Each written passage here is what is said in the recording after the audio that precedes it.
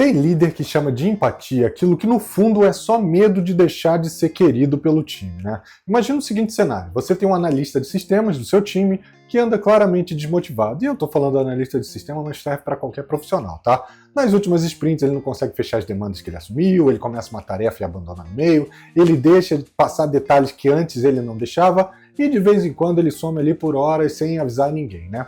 No começo a galera entende, um desenvolvedor pega ali uma tarefa que ficou para trás, outro revisa um código que veio ali cheio de problemas, alguém da squad fica até um pouco mais tarde só para não deixar aquela entrega estourar, tudo meio que naquele espírito, não, vamos ajudar porque ele talvez não esteja numa boa fase, né?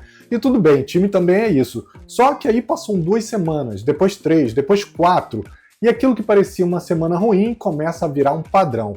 A equipe percebe isso, você percebe isso e provavelmente o próprio analista já percebeu também que ele está nesse cenário, né? Só que ninguém fala nada, na verdade, né? Ali na dele vem aquele clássico, ontem eu não consegui avançar, hoje eu vou tentar fechar. Na retrô alguém comenta ali de forma bem genérica, né? A gente precisa melhorar a nossa previsibilidade, as nossas estimativas, né? Nossas entregas. E você como líder pensa, eu preciso conversar com ele, não tá legal.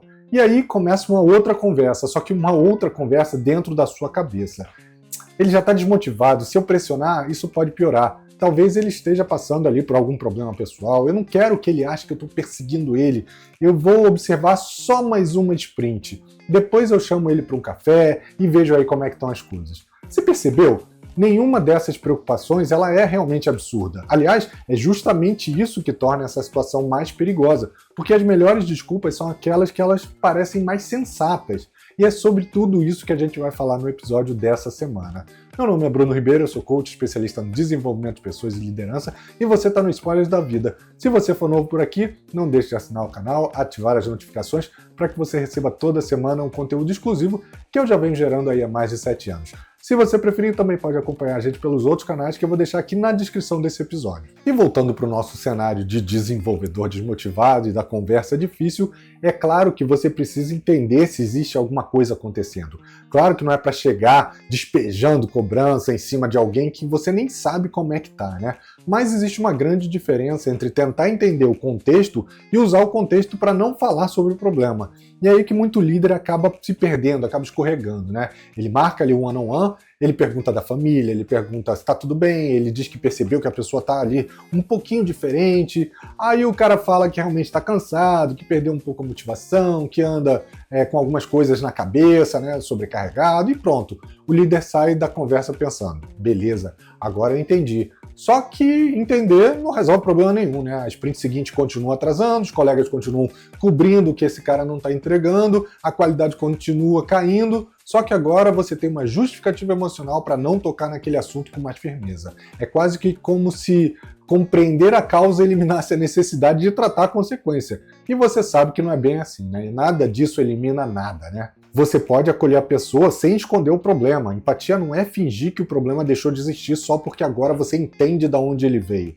Você pode entender por que alguém não está ali entregando e ao mesmo tempo deixar claro que daquela forma não dá para continuar. As duas coisas cabem nessa conversa. Talvez o problema esteja justamente aí. A gente começou a achar que empatia e cobrança são como lados opostos, e não são. Você pode dizer, cara, olha, eu percebi que você não está bem e eu quero entender como é que eu posso te ajudar, mas eu também preciso ser transparente com você. Nas últimas 3 sprints, as suas entregas elas foram bem ruins, bem abaixo do combinado, e isso está sobrecarregando o restante do time. Olha como muda, não tem humilhação, não tem ataque, não tem julgamento, você não está dizendo, você está acabando com o time, você está fazendo teatrinho. O problema não é esse, o problema é que você trouxe clareza. Só que colocar o problema na mesa significa correr um risco. A pessoa pode não gostar de você ou não gostar dessa situação. E ela pode ficar séria, ela pode ficar incomodada, ela pode responder de um jeito mais defensivo, né, mais reativo, ela pode terminar a conversa sem mandar uma mensagem, poxa, muito obrigado pelo seu feedback, foi muito importante para mim. E talvez seja exatamente isso que alguns líderes estão evitando. Eles querem aplausos, eles querem que a conversa sempre acabe com um agradecimento. E você não controla a reação de quem recebe o feedback. O seu trabalho é ser justo e respeitoso. Não é garantir que todo mundo saia da conversa gostando de você. Você é responsável pela forma como você fala, pela justiça, pela forma de cobrança, pelo respeito e pela abertura que você vai ter para ouvir o outro. Mas você não controla a reação do outro. E pode ter certeza que você nunca vai controlar a opinião de todo mundo e que todo mundo tem sobre você. E te digo mais, se você tentar, pouco a pouco você vai deixar de falar o que precisa ser dito e vai passar a falar aquilo que mantém você mais confortável nessa relação. Parece até cuidado, apreço, mas muitas vezes é só medo. Medo de conflito, medo de ser considerado exigente demais, medo de ouvir ali pelos corredores, nossa, fulano depois que virou gestor, tá daquele jeito, né? E olha como isso é curioso. A pessoa recebe uma promoção para assumir mais responsabilidade e depois passa boa parte do tempo tentando provar que continua sendo exatamente a mesma pessoa que antes. Isso não faz o menor sentido. Tentar provar que você ainda está sendo ali da galera, parceiro, aquele gestor que ninguém considera como chefe. Só que existe uma hora em que você precisa parar de tentar ser o líder que todo mundo gostaria de encontrar num happy hour e começar a ser o líder que as pessoas precisam encontrar numa conversa difícil. Tem horas em que você precisa escolher. Ou você protege a pessoa de um desconforto agora, ou você protege ela de uma consequência muito maior lá na frente. Vamos voltar ali para aquele caso do nosso analista, né, do nosso desenvolvedor. Imagina que ele continue ali, você e ele, evitando aquela conversa difícil, e mais 2 sprints se passam, e aí o PO começa a questionar sobre determinadas entregas, e o Tech Lead precisa revisar trabalho 2 vezes, um desenvolvedor mais experiente ali do time começa a ficar irritado porque ele vive assumindo tarefas que sobram para ele, e aí surge aquele tipo de problema que todo líder deveria ter medo, né? A equipe começa a conversar sobre a pessoa antes mesmo que o líder tenha a oportunidade ou a coragem de conversar com essa pessoa. No café aparece, pô, cara, tá complicado trabalhar assim. Você viu aquele cara, de novo sobrou pra gente. Na reunião ninguém fala nada diretamente, mas você sabe que o clima muda, né? E aí começa a ser aquela sessão de vamos esfriar essa pessoa, né? Vamos deixar ele de lado das demandas mais importantes, porque ninguém confia tanto que ele vai entregar, ele talvez nem saiba direito o que está acontecendo, e esse aí é o ponto. Às vezes o líder acha que está sendo bonzinho porque ele não expôs a pessoa, mas ninguém está falando em expor. A gente está falando aqui em ser claro com ela, são coisas completamente diferentes. A pior surpresa é descobrir tarde demais que todo mundo já sabia, e principalmente seu líder já sabia, né? E aí, se o profissional descobre o tamanho do problema só na avaliação, provavelmente o feedback chegou tarde demais. Vem aquele ciclo de avaliação de desempenho, e imagina que você deixou de dar essa clareza para ele durante os 3 meses, né, que se passaram. Aí você olha os resultados e você não consegue justificar aquele profissional performando bem. Talvez ele possa deixar de ganhar uma promoção, um aumento que ele estava esperando, ou dependendo da situação, talvez o problema tenha se acumulado num nível em que você vai precisar conversar com ele ou sobre desligamento dele. Agora, se coloca no lugar dele. Durante meses ele ouviu: não, pô, te entendo, tá tudo bem, vamos melhorando, né, Gerúndio? Se precisar, conta comigo, a gente tá junto, aquele líder aqui é bonzinho. E de repente descobre que a performance dele tá seriamente comprometida. A primeira pergunta que vai passar na cabeça dele é: pô, mas por que ninguém falou comigo isso antes?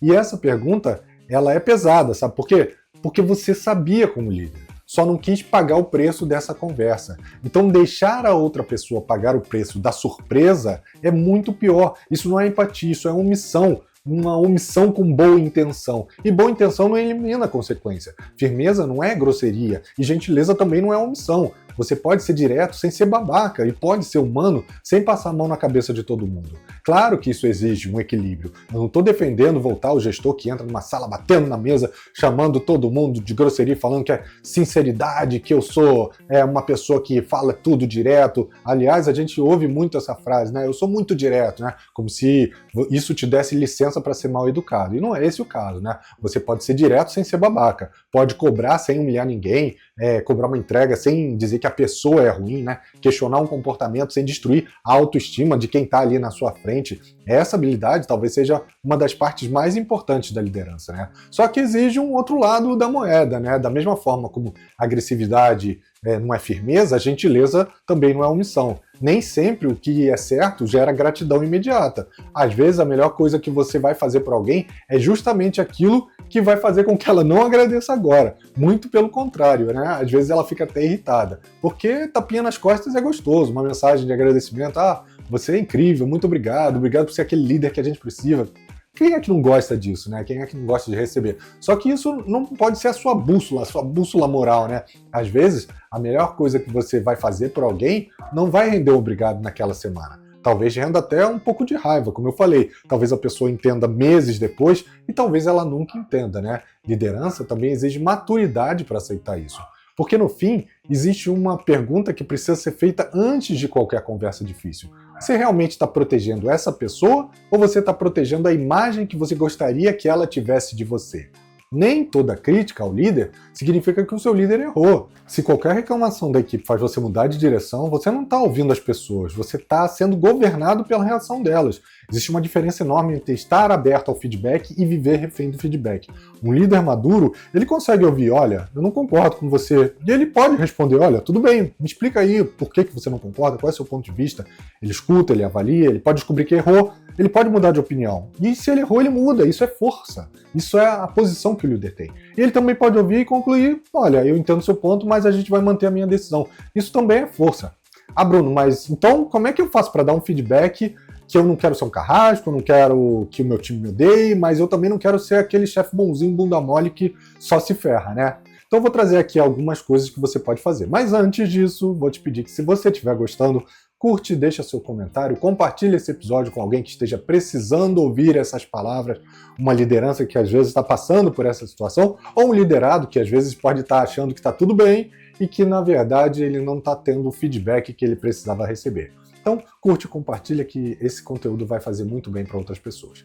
Voltando aqui, eu vou falar agora com você algumas coisas que você pode fazer para tornar o seu feedback algo mais construtivo e algo que vai ajudar tanto a você quanto o seu liderado. O primeiro ponto é fale sobre fatos antes de falar sobre interpretações. Quanto menos específico você for no seu feedback, mais espaço você vai abrir para defesa, para uma confusão mental. Evite coisas genéricas do tipo, você precisa ter mais postura. Que postura? Em qual situação? O que precisa mudar? Prefira alguma coisa como no tipo, na reunião de terça-feira você interrompeu a Fernanda 3 vezes enquanto ela estava apresentando e na última ela desistiu de terminar o raciocínio, porque você deixa as pessoas ansiosas, você não deixa elas concluírem o pensamento dela. E agora você tem algo concreto, algo que a pessoa pode discordar, se a leitura dela for diferente, mas que você sabe exatamente o exemplo para trazer, e ela também sabe. É algo que traz clareza. O segundo ponto é não enterre a crítica em 15 minutos de elogio, né? Se você precisar dar tanta volta antes de dar o feedback, a pessoa não sabe mais qual era o assunto. Você só gerou ali confusão. Existe até aquele modelo, né, clássico do sanduíche. Ah, eu elogio, eu trago ali a crítica e eu volto para o elogio. Isso funciona em alguns casos, em grande parte dos casos, mas quando vira uma fórmula, também pode criar uma coisa estranha. Toda vez que você começa a elogiar, a pessoa já pensa, opa, pronto, vem bomba por aí, né? Existe algum problema que ele vai trazer. Então vamos tratar isso com clareza, com respeito. Olha, eu quero conversar com você sobre as últimas entregas, porque eu percebi um padrão que a gente precisa corrigir. Pronto, ninguém morreu. Você não precisa criar 20 minutos de suspense para tratar esse assunto com a pessoa que está ali na sua frente. O terceiro ponto é separe acolhimento de permissividade. Acolher é dizer, beleza, eu entendo. Permissividade é dizer, fica tranquilo, tudo pode continuar como está. Olha, você pode entender que alguém está cansado, pode entender o erro, pode aceitar que a pessoa teve ali uma semana péssima, mas você precisa perceber quando a exceção vira uma rotina, uma regra. Então se pergunta aí, esse comportamento, se ele continuar por 3 meses, como no exemplo que eu trouxe, isso vai ser aceitável? Se a resposta for não, provavelmente existe ali uma conversa que você precisa ter agora e não daqui a 3 meses. O quarto ponto é coloque um prazo para essa mudança. Feedback sem acompanhamento vira só uma conversa interessante. Ah, a gente conversou sobre isso, vamos marcar lá do Carioca, né? Vamos marcar, ninguém marca nada, né? Se você disse que algo precisa melhorar, combine quando vocês vão olhar aquilo novamente. Nas próximas 2 sprints eu quero acompanhar a previsibilidade das suas entregas com você, tá tudo bem? Ah, beleza. Ou então alguma coisa do tipo, olha, na próxima reunião de projeto, presta atenção, principalmente em não interromper. Depois que terminar, a gente conversa e vê como é que foi. Porque o profissional, ele percebe que está ali recebendo uma crítica, mas não é uma coisa abstrata. Ele sabe da expectativa, ele sabe do acompanhamento e da chance de evolução. E o quinto e último item é, pare de exigir ou de esperar gratidão. Se você faz a coisa certa, esperando que alguém reconheça imediatamente a sua boa intenção, você vai acabar muito frustrado, principalmente nesse papel de liderança. E talvez essa seja a parte mais difícil. Você chama alguém, dá aquele feedback com respeito, mostra os fatos, oferece apoio, a pessoa fica chateada, ela vai embora, ela não agradece, no dia seguinte fica mais quieta ainda e você começa a se perguntar, será que eu fiz errado? Talvez não, talvez ela só esteja ali ruminando, né, processando aquela informação. Ninguém é obrigado a gostar imediatamente de uma crítica. Você não gosta, eu não gosto, ninguém gosta. Algumas das melhores conversas profissionais que você vai ter, elas só vão ser entendidas ali, compreendidas pela pessoa, alguns meses depois, algumas nem vão ser compreendidas, né? Eu passei muito por isso, eu passei por situações onde naquele momento que eu recebi uma crítica, eu não concordei, eu fiquei muito chateado, mas que meses depois eu falei, cara, essa crítica faz todo sentido. E eu vi por que eu tinha recebido a crítica. Então, ouvir a crítica sem julgamento vai te ajudar bastante também, se você for um liderado, a levar isso em conta e trazer mudanças que façam sentido para você. E lembra, seu trabalho não é tentar controlar isso, é ter certeza de que você foi justo, respeitoso, coerente e, claro, talvez depois de tudo isso que a gente falou aqui, você não precise pensar em 10 novas técnicas de liderança, você só precisa lembrar de conversar, de escutar, de ser específico, de ser humano, de ser justo e, principalmente, diga o que tem que ser dito, independente se a pessoa vai gostar ou não de você. E esse foi o tema de hoje. Se você gostou, curte, compartilha, deixa o seu review e a gente se encontra semana que vem. Um abraço e até lá, pessoal. Tchau, tchau.